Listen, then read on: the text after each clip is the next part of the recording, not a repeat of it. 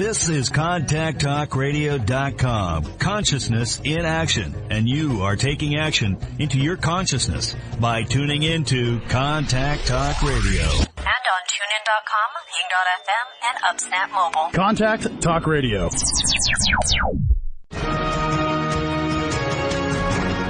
Welcome to Medicine and Health with Dr. Paul Anderson.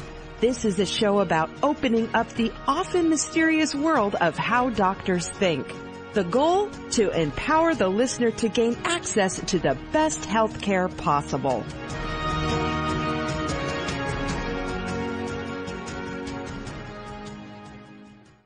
Good day and welcome to Medicine and Health with Dr. Paul Anderson. That's me. I'm Dr. Paul, and today's topic is COVID and Me, Part 2.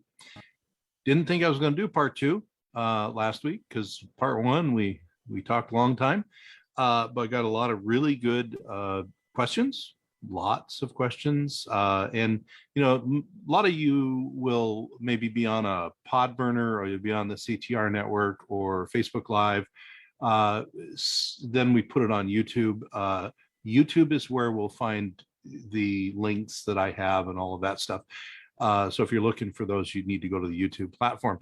But one of the things that happens with the magic of social media, because I'm on different platforms, is I get contacted and questions and feedback, not just on the YouTube platform, but across all the other media. So I got so much really good, insightful questions. I got some feedback, some friends of mine, and some feedback from some doctor friends who felt like I should clarify a few things, which makes total sense. When you're telling your own story, it's coming obviously from your personal experience, so it's maybe a little less organized, and I don't want to lead anybody astray or make them think weird things. So we want to just dive into that right now. Now, the first thing is we talked a lot about the specifics of what I did during my COVID treatment. And if you recall, it was sort of typical for the first few days with Omicron. And then I started to get that second wave where you get worse. And a lot of times that's co-infections, which we're going to talk a lot about today because I got a ton of questions about that. And so I really kicked up the intensity of my treatment because I know how I and co-infections interact, and I don't, I can't give them a lot of room, or they get me. So that all went on, and then at the end of it, I did a post I think last week where I'm recovering my physical health, my energy, and that. So I'm getting back into working out. What I do to work out is a lot of urban hiking, I call it. So while my neighborhood is literally next to a park, sometimes like during the lockdowns, I did what I called #outlaw hiking, because you weren't supposed to be in the park, but I would go out and hike really beautiful, big trees and stuff. And I was all alone in the park.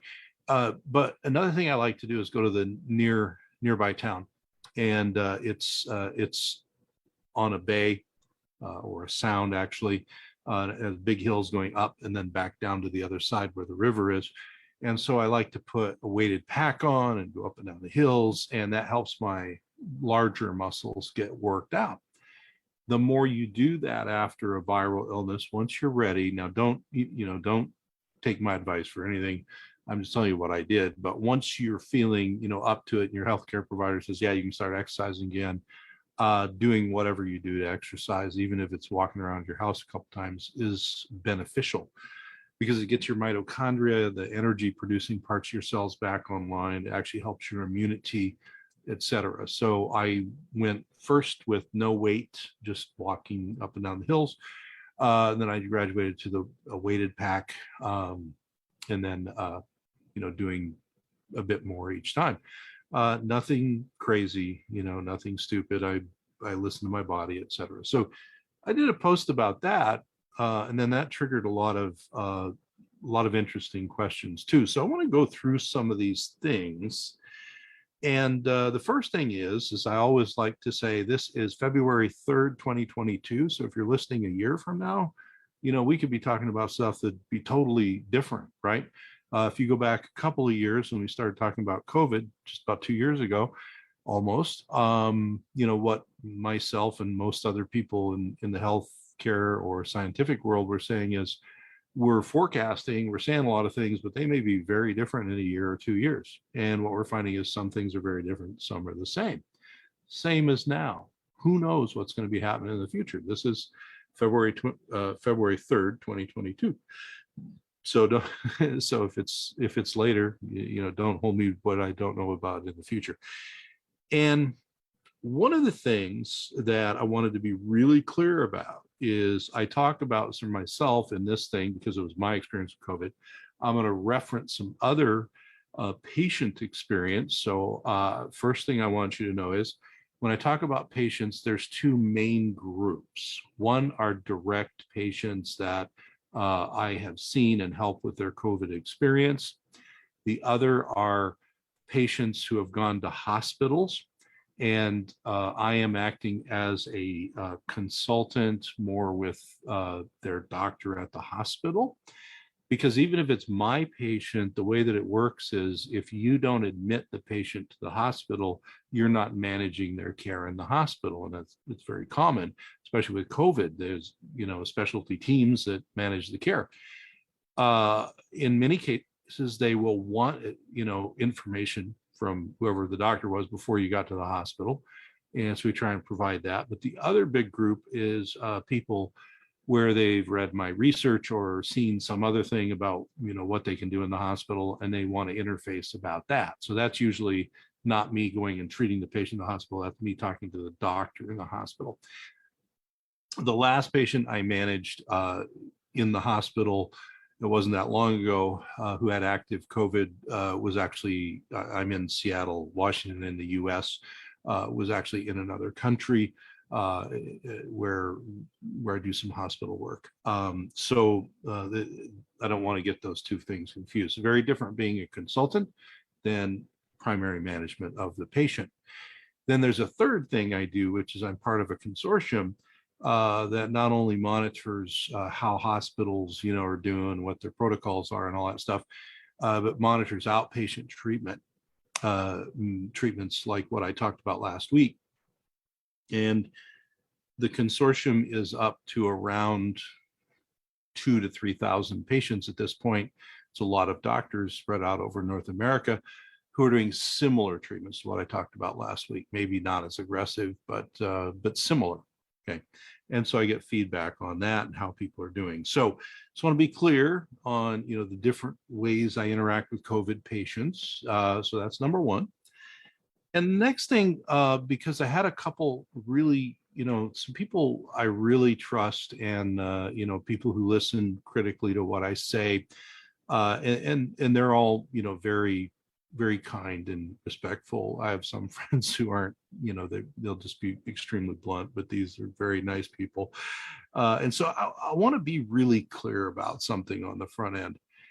I discuss things that are in the research and in the scientific community that sometimes are not represented in what you hear a lot of, especially in North America.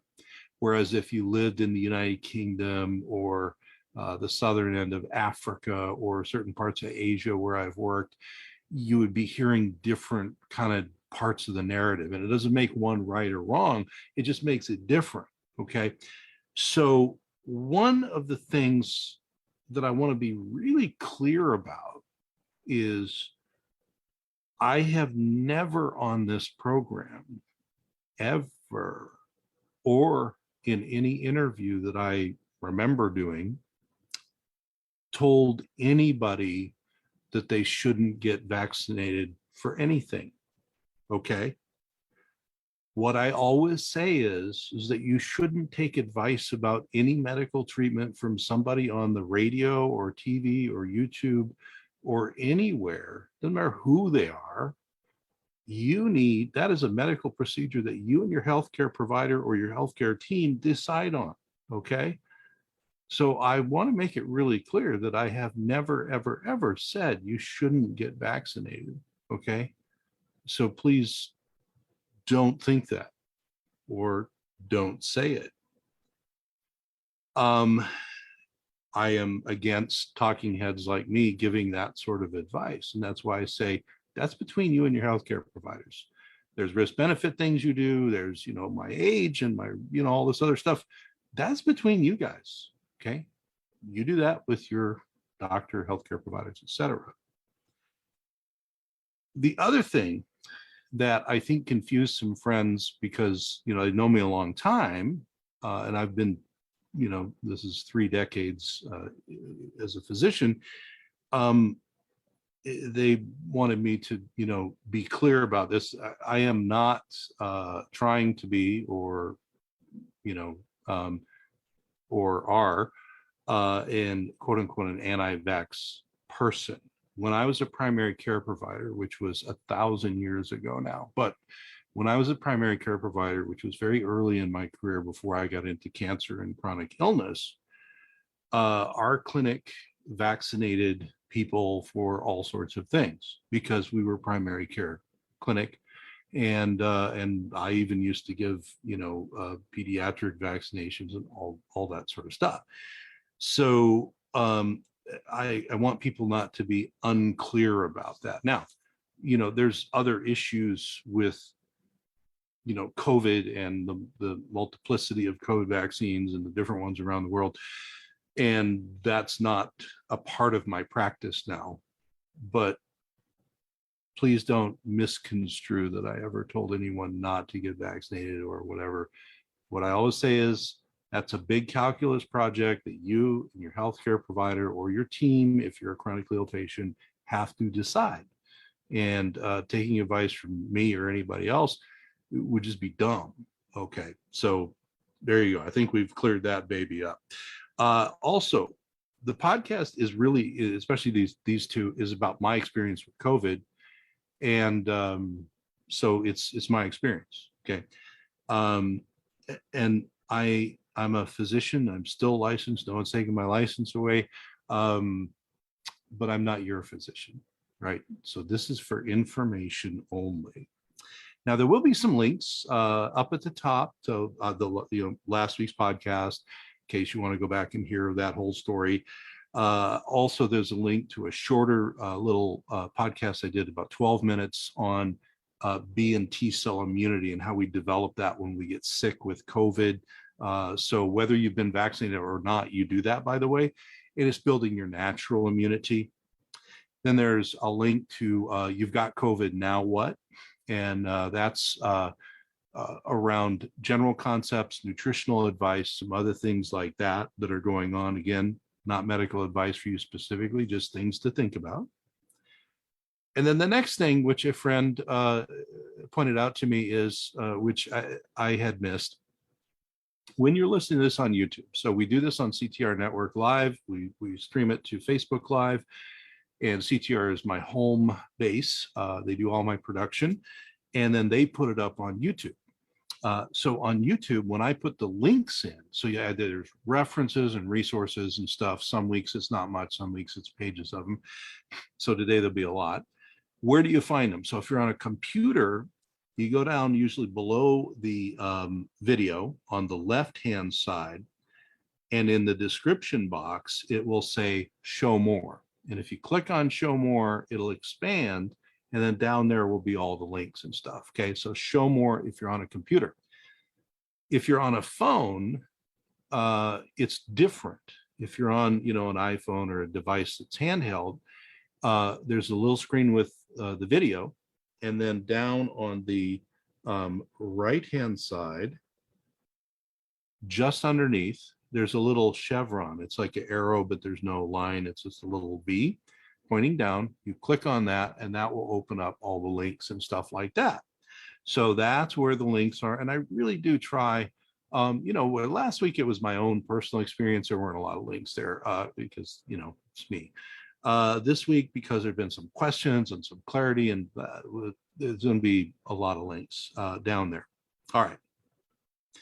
So the next thing is, and I'm saying this with all candor and honesty, I got some feedback from someone who is a colleague of mine, and I believe truly, wants the best for me, wants me to be clear with my communication, and I want the best for them.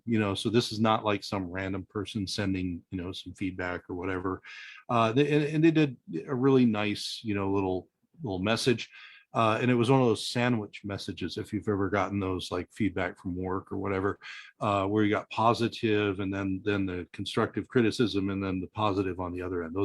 That's the best way to really kind of a high emotional IQ way to transmit that you'd like either clarity or maybe you disagree or whatever. So there were some very nice things on the front end. They agreed with my treatment that I did for myself, all of that was great. But they brought up an excellent point, and it's sort of probably the hub of what I want to talk about today. And what they brought up was and they did say thanks for sharing your personal experience. How many people have doctors or primary healthcare providers that can give them access to, and then, they listed all of the things that I did that I talked about last week. Okay.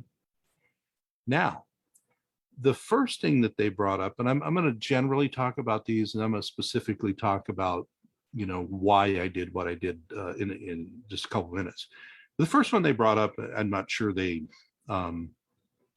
I don't think they put them in any particular order. I'll just read them the way they did, was the nebulizer. Okay.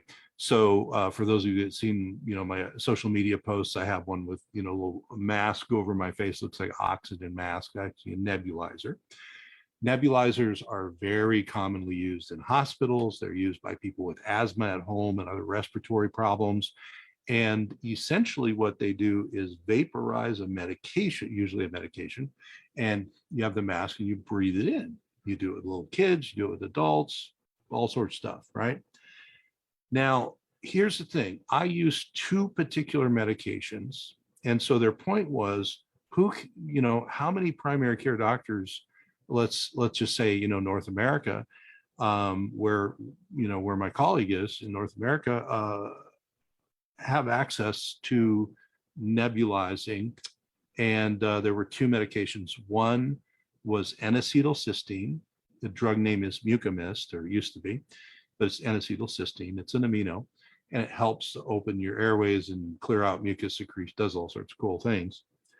And then the other one was quercetin, which is, if you're in Europe, an easier drug to get. In America, it's very hard to get, okay? So the answer to that one, how many doctors, is two totally different answers. Yes, if you're talking about nebulizing quercetin, it's a little more of a unicorn thing, because you got to find a doctor who's done it before and also knows what pharmacies have that, which is not very many.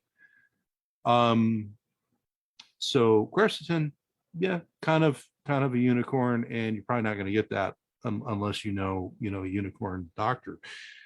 But N-acetylcysteine is a respiratory drug that was approved in 1962 or 1963. It has been, so every doctor alive today in the whole world knows about prescribing N-acetylcysteine. So to that particular point, 100% of doctors are going to be able to prescribe it. It's covered by insurance in both Canada and the US and in probably other parts of the world. It is one of the most commonly prescribed non-bronchodilator respiratory drugs. So the N-acetylcysteine, everybody could get, and really should, if you look at the research on it. So yeah, the quercetin, kind of a unicorn thing, kind of special. It's something that I used to utilize with my patients, so I knew about it. It's very hard to find, and it's difficult to get. So on the order of the nebulized drugs, every doctor either can click a couple times and figure out how to order the nebulized drug, or they've already done it, and they've certainly in their training seen it in the hospital. So that's okay. So this is the next point from my colleague. Know how to prescribe all of those drugs that you were taking. Now, that's a very good point. Now, there's the theoretical side, which would say, in a perfect world during a pandemic, doctors would be thinking more about broader prescribing when you got co-infections, not for COVID really, but for all those other infections. Okay. But my colleague makes a good point in saying, how many of the primary healthcare system would even know how to put that combo together? Well, that answer is probably, at the state of the way things are right now, not very many. I have a couple of reasons why I know, and it comes from a long history with chronic infectious disease patients where we do these combinations. And also it comes from a history of using some of those medications in research in cancer as repurposed drugs. So I had not only familiarity with the research around those drugs and how they interact and all that stuff, but I had a history of using them and also training doctors how to use them before COVID for other problems. Okay. So, yeah. But the other thing is, there are times when you get to the hospital where, and we'll talk about this, where there's this big chasm, and the infectious disease doctors will start to look for co-infections, and darn it, if they find them, they will give you whatever combo of drugs, is required. So that does happen. But to their point, that's a little less common. So do I have a benefit being that I know how to do this and I was the sick person, or my patient is a sick person? Yeah. Do I have some implicit privilege? Yeah. I mean, I do. I am a Caucasian physician in the United States who has access to everything pretty much that I want for a healthcare situation. Yeah. I mean, I'm not saying everything is easy. Okay. And I'm not saying my experience can be everyone's experience. Well, let's turn that around a little bit. So yes, I definitely have a leg up both in the knowledge of what to do and also the access. But here's the other thing. Let's say you're, a mythical healthcare provider in North America, and certainly in other countries, I know, because I know doctors from many places around the globe. But let's just take North America. Every single drug that I told you about last week, if prescribed by your healthcare provider for a legitimate, like I said, that list of infections I had and all that stuff, is covered in the US under our private healthcare, insurance system or Health Canada. There may be things that are and aren't available in one country versus another. But as far as access and cost, if I've had a patient who's on, public assistance, healthcare insurance, at that level, we've had them, cover any of those drugs. Okay. Sometimes you have to fill some forms out, sometimes other stuff. But as far as access goes, it's not simply about, do I have the money to buy all of those things? But if your doctor is saying, I need these, or certainly if you're in the hospital and they say you need them, your insurance will get billed for them. And, whatever your deal is with your prescription plan will cover them. Now, the other point they made, so this is another one where there's two answers to one question. What about all the nutrients? Well, most of the nutrients are considered over the counter. Your insurance doesn't pay for over the counter, as you know. So it generally won't pay for, Tylenol if you buy it over the counter, or cold and flu, or Pepto-Bismol, or any other thing that you buy over the counter. Some people have healthcare savings plans which cover for over the counter, so that would be helpful there. But the supplements, no. So if somebody is really on a restricted income and maybe they got insurance to cover, the drugs, they're still going to have to, come out of pocket unless they have an HSA savings plan for the supplements. So they may have to be very, focused on that. Now, I'm going to put links in to, I have a what do you do when you have COVID video back there, but I have a write-up on the research behind certain supplements. And in there, I try and give some guidance of, if you've only got money for one or two things, kind of focus on these guys. Okay. And they tend to be the most affordable things. And I talk about that in that newsletter. So I'll share that. And then they make a really excellent point. And they said, you prescribed for yourself high dose vitamin C intravenously.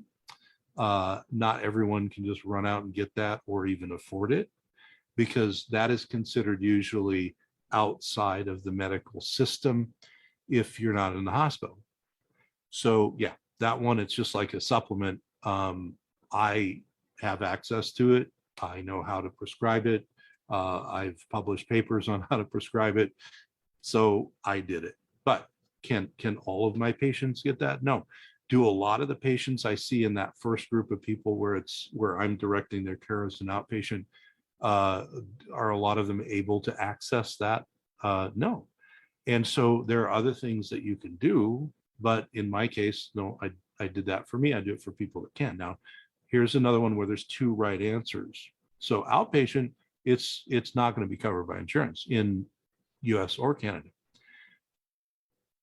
Intravenous vitamin C was approved by the Food and Drug Administration as a drug because we use it in sepsis and other stuff in the hospital. And there is it's called Ascor, the drug name, which is just vitamin C, C500. And when I wrote and published the hospital use protocols, I tell the hospitals the name of the FDA approved version of vitamin C and where to get it. Now, it's not because I have no connection with the people that make it. It's just that the pharmacists at the hospital aren't used to buying intravenous vitamin C. If you are in the hospital, and we have had this happen where, I was called as a consultant and they said, okay, we read your paper about, doing vitamin C for COVID in the ICU. We've read about the controlled trials and there's some, positive ones, et cetera. Family wants to try it. ICU doctor says, I want to try it. How do you do it? Because they've never done it before. So I tell them how, I resend them the paper, how to do it, exactly the dosing and everything. And then I tell the pharmacy, what to get, the FDA approved vitamin C intravenous drug that is covered by your insurance. Okay, as part of your ICU stay. It's probably the cheapest part of your ICU stay. In the very few times where I've talked to the ICU doctors or the intensivist, and the few times where they've actually said, yeah, we'll give them IV vitamin C if you tell us, how to do it. I have seen people get off ventilators. I've seen people who were going downhill plateau and eventually get out of the ICU.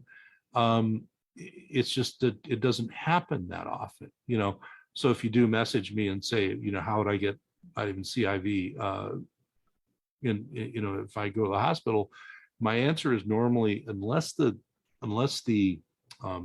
hospital is already doing it, like for sepsis, or they're doing it for COVID, or they're in a research project, it's really hard to get them to do. Because think about it, the ICU, if you've got COVID, the ICU doctor has a billion things on their mind, most of which are trying to keep you alive. And learning a new treatment in the middle of it is not the highest priority that they have. Now, is that right or wrong? That's just how us humans are. We have a limit to what we can do. Also, if the hospital doesn't realize it's an FDA approved drug, intravenous vitamin C, they don't understand, that they can get the pharmacy, they can bill for it, and all that business. So there's that. Now, they didn't mention it, but I'll just throw it in because I did talk about it. Hyperbaric oxygen. I happen to have access to a hyperbaric oxygen chamber system, and I did do that because there's research that shows that that's helpful in the acute and the healing phase, and that requires a certain list of diagnoses, and COVID is not one of them to be covered for insurance, so that would be out of pocket too. So again, that's me in a privileged thing. Would the patients have the knowledge of a location offering the treatments, and could they afford them? Totally going to depend on the patient. And as I said, when I'm working with patients, if they say, the sky's the limit. We'll do everything. I tell them everything, and we work out how to do it. If they say I can get my my pharmacy part of my insurance to pay for the drugs, I can afford 2 supplements to take orally, and you tell me how to eat and whatever, and that's all I can do. That's what we do. Okay. Now, the next thing that was brought up, and I think this is very good because I mentioned it just through that last time, as I shared some research that, naturally acquired immunity may in fact be stronger now with some of the research coming out than some of the vaccine-induced immunity, especially the Omicron. But, they bring up that, well, you're rolling the dice if you get a natural infection, because, how do you know if you're going to be one of the people with an easy time or a medium time or a super hard time with Omicron? You don't know. Okay. It's generally a very survivable, mild disease, but if you get a bunch of co-infections, it may not be, as we'll talk about. So one of the things, that they brought up was, why not look at it that you get so-called quote unquote free shots, depending on who you are, 2 or 3 vaccines that we get for COVID. So why not get those? And then, that by and large reduce serious hospitalization, long-term side effects, and death. Sure. Okay.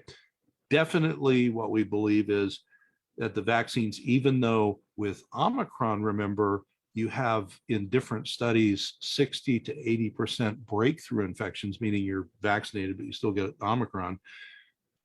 We still believe that on the other side of that, it saves you from bad outcomes. Okay. Might still go to the hospital, might still have other stuff, but it saves you maybe from bad outcomes. So it's not stopping you from transmitting the disease, getting the disease, or even being hospitalized, but it's saving you from bad outcomes. So that's the point they're making. And I'm fine with that. If that is the way that you and your healthcare provider have decided to, move forward with vaccination, that's great. And the other thing is that as the data comes out and we get all these, high level of breakthrough infections, meaning you're vaccinated, but you still got Omicron,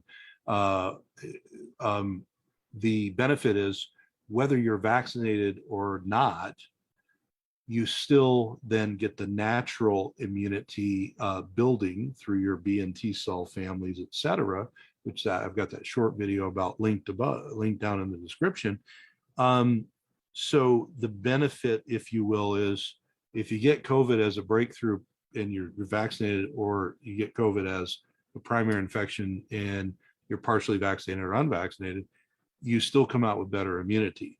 Now, their point is, why not just, just tell people, get the shots, they're free, which is true. I mean, someone's paying for them, obviously, but, and lower, the amount of, bad outcomes and other stuff. One of the things that you have to keep in mind in the days of Omicron, especially, is when we went from Delta to Omicron, the level of breakthrough infections with vaccinated people has risen and risen. The ability to transmit from, say, me, let's say I'm vaccinated and I get a breakthrough infection. I may not know it, but I can transmit all the COVID I want to you. The same as an unvaxxed person who may have more symptoms, early on. The other thing, and I'll put this in the, in the links below, as I got some questions from a different person about this, is some of the healthcare systems where I feel they're doing, really like nice job giving you real-time hospital numbers. Some of the hospital systems now have 70% vaccinated in the hospital with COVID hospitalization, and 30% or so unvaccinated. That's totally flipped upside down from what we had with Beta and Delta. And you can see that in Europe. I list some data that you can open up if you want to and look at it. I looked at it this morning, and it was roughly something like that. So, that's changing the narrative too a little bit. So, yes, what vaccine really buys you, if you will, is protection from, if you do get COVID, are you going to slide into these other bad things? But what it doesn't get for you, and this is where I wanted to make a distinction to some of the feedback I got, is a vaccine may indeed keep you from getting the bad version of COVID. It's appearing in many hospital systems to be shifting where the breakthrough infections, you might get hospitalized still if you had a vaccine, but you may not die, have worse outcomes. But the thing that it doesn't do for you is the COVID vaccine does nothing for the entree of co-infections, which was a big part of what I talked about last time. COVID vaccine doesn't stop any of these other bugs, okay? And the entree to the co-infections either coming in or reactivating in your body is not whether you're vaccinated or not. It is the presence of your body starting to fight with COVID.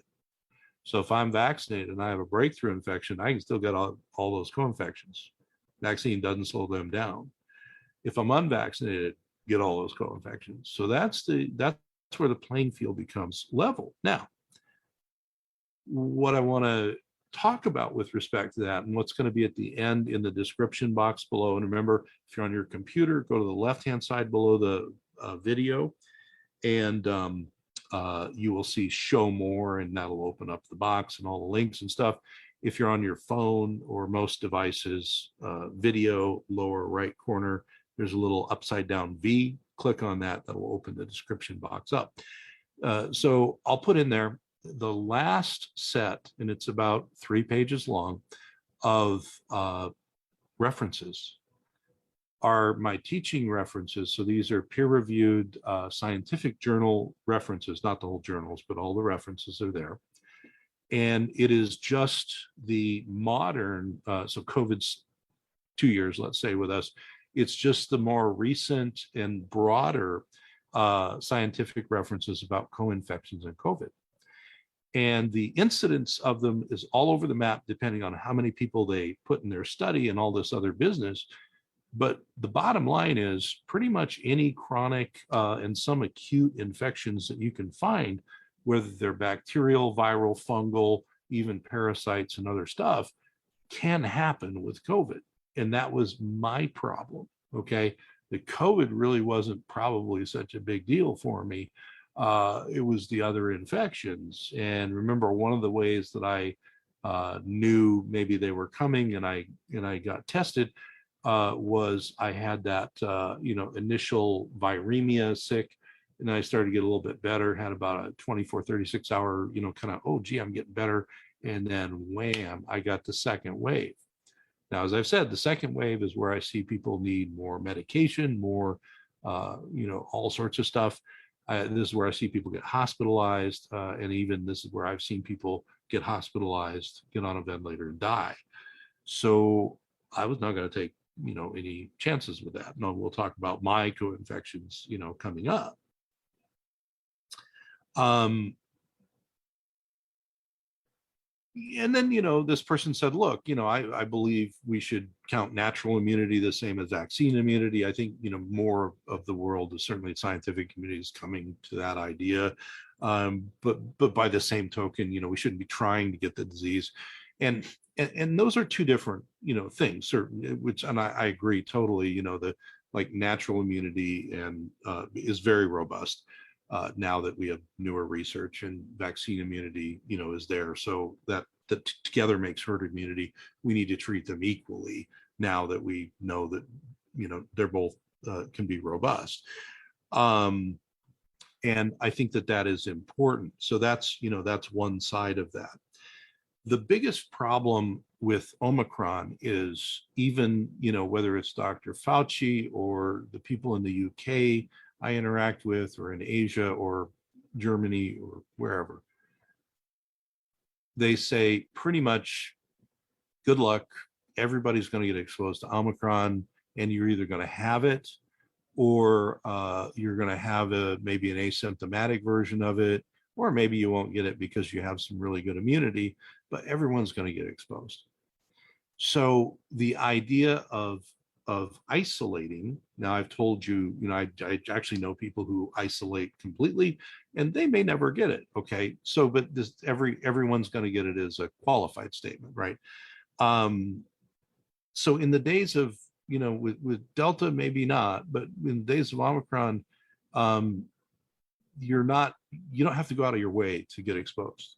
So I'm not recommending, you go out and have a COVID party, certainly, like the old chicken pox parties and stuff, but you're just by living, you're going to get exposed. Okay. So, there's that, and they ended with some nice things, but, their final thing was, I just find your protocol unrealistic as an approach for the masses. Okay. That's a fair point. Do I think that in these 2 years we could have informed doctors better about co-infections and how to treat them? Yeah. Do I see co-infections being a problem that get people in the hospital and even kill them? Definitely. So I do think it's a big deal. Is that the reality, as my friend pointed out? No, it's not the reality. There are countries where they do empiric, meaning they don't even test, they just give you a group of drugs to take along, with your immunization if you get COVID, and they cover, a lot of these bugs, right? So I just wanted to spend a minute on a couple of other type of comments. So one person commented, look, I had Omicron. I wish I had every illness was like Omicron. Easiest illness I ever had, barely sick. Then I had another person who has chronic illness, but they said really all I did is I rested and I stayed hydrated and I sailed through the Omicron. Then I had another person comment, I got really sick and I'm still sick.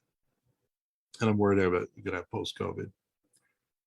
And as I told you last week, I had more than one, but we'll stick with Omicron, patient that was offered, sort of the 360-degree all-encompassing, treatments, decided to go a different way, which is, it's your choice, it's your body, you do what you need to do.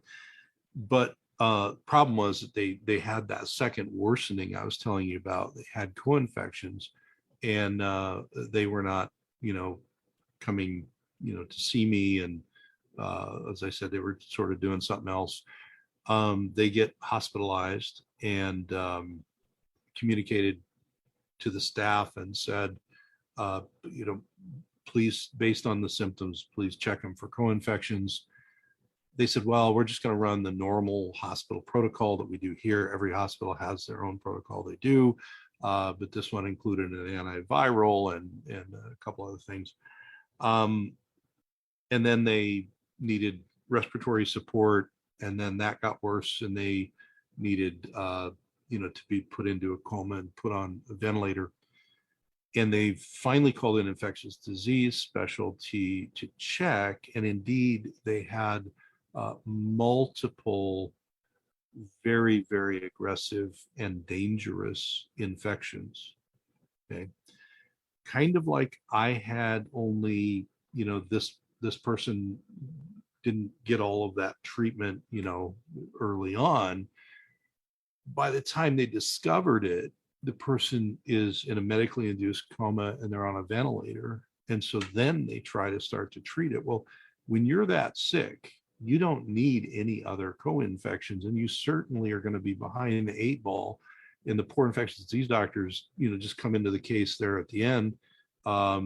If they could have got in earlier, done the testing and treated this person, probably different outcome. Now you can't say, because I've had people say, well, what if If the people who chose to do something else, and here some of them do fine, doing, very little, and some, don't do fine. If they choose to, wind all the, their life back 15, 20, 30 days, would they have lived? You can't say that. Okay. Nobody knows. We don't have a crystal ball. Probably. Okay. If the infectious disease doctors would have been called in on the front end, as I was gently and more strongly trying to advocate for, the ID doctors could have probably pulled that person out. So, when it comes to why are you so aggressive? Why do you do these things? Why did you treat yourself the way you did? Number one, I know my body, and I don't tend to get simple illnesses. I get when there's something very new and unique. For those who are longtime listeners, I had the swine flu in the 70s, and then in the 2000s, I'm that person. Okay. I didn't get the regular flu. I get the swine flu twice. I had an atypical SARS virus that almost killed me that I got in China 3 years ago. We're still not sure which SARS that was, hoping someday to get some genomic testing done and sorted out, but who knows?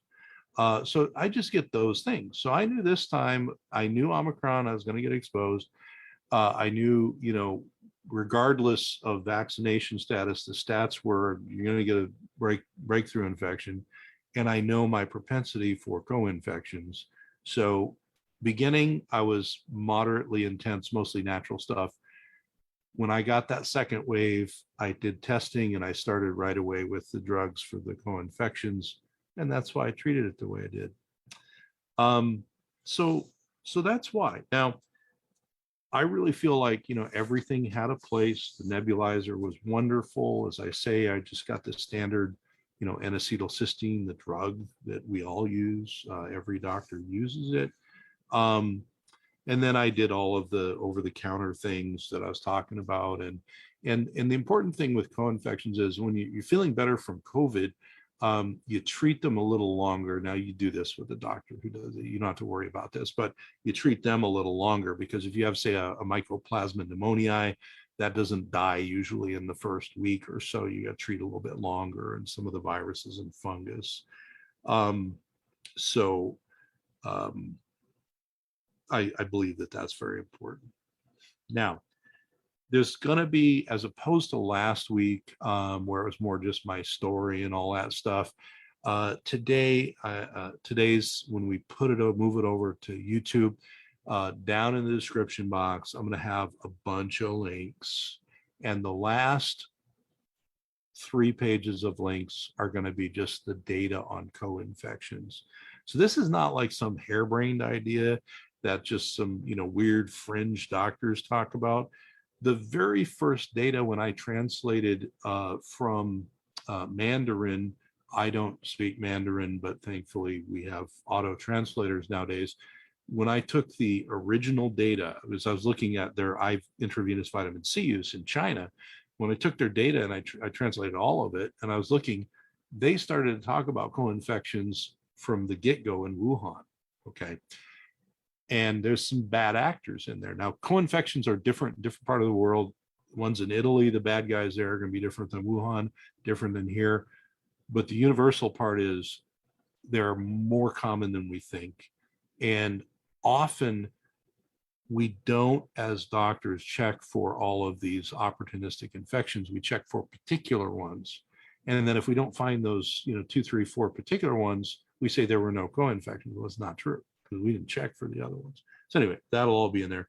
There'll be a lot of links in here for those of you who like to dig into that stuff. As I said, I'll have some links to some of that, flip-flopping on, we go from Delta, where it's more unvax in the hospital, and then with Omicron, some of the hospital systems are flipped the other way of that data. And I have things about, vitamin C, nutrients, vitamin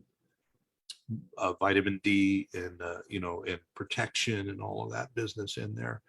But what we are seeing right now is, I believe we are just down to the last, probably the last minute of this program. So remember, everyone, Look down in the description box. If you're on your laptop, lower left corner, show more, click that, it opens up. If you're on your phone or your device, upper right corner, little upside down V, click on that, opens the description box. If you're on YouTube, please like, share, subscribe. If you're on a pod burner, please, like and subscribe. The community is growing, getting a lot more viewers, and I really appreciate all of that. Appreciate your interaction. And the whole reason I did today was to just talk about some of these more specific things and hopefully clear up some of those things that maybe were a little bit muddy. We're all going to get through this. Now all of the science is showing that COVID is headed to endemic, meaning it's going to be just like the flu. It's going to be with us forever. There will never be a time in your life or mine where there's not COVID, but we're going to come to a little more peace with it immunologically.